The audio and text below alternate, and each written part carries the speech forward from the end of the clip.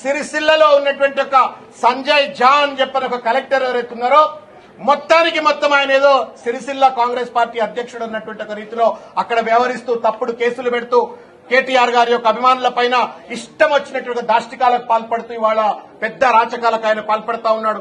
Hyderabad commissionerate లో కొంతమంది డీసీపీలు పనిగట్టుకుని కేసీఆర్ గారిపైన కేటీఆర్ గారిపైన దుమ్మెత్తి పోసే విధంగా టెలిఫోన్ ట్యాపింగ్ కేసుల పేరు మీద ఇవాళ విచ్చలవిడిగా వ్యవహరిస్తా ఉన్నారు.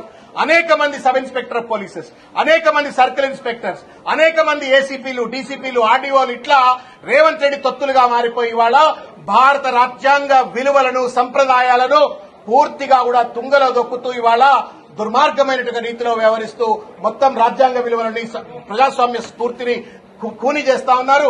కాబట్టి ఇవాళ గౌరవ మంత్రివర్యుల్ని చేతులెత్తి నమస్కారం చేసి మేము విజ్ఞప్తి చేశాం. It is not about BRS, but it is about protecting the constitution, protecting the democratic values.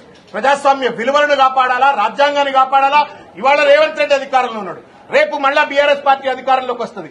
అధికారంలో పార్టీలు మారినంత మాత్రాన బ్యూరోక్రాట్స్ కూడా కండువలు మార్చుకున్నంత ఈజీగా గనుక వాళ్ళు గనుక వ్యవహరించినట్టయితే మొత్తం ప్రజాస్వామిక సంప్రదాయాలకు పరిపాలనకు మొత్తం కూడా విఘాతం ఏర్పడుతున్న ఉద్దేశంతో ఇది ఇచ్చినాము. మేము చాలా కాన్ఫిడెంట్ గా ఉన్నాము. పెద్దలు జితేంద్ర సింగ్ గారు సానుకూల చర్యలు చేపట్టి నాట్ ఓన్లీ డిఎస్ చౌహాన్ గారు, నాట్ ఓన్లీ హరిచందన గారు, ఇవాళ తెలంగాణలో ఉన్న కొద్ది మంది బ్యూరోక్రాట్స్ వాళ్ల వైపరీత ధోరణిని తప్పనిసరిగా ఈ చర్యల ద్వారా అరికడతారని చెప్పని ఆశాభావంతో మేము ఉన్నాము. Thank you.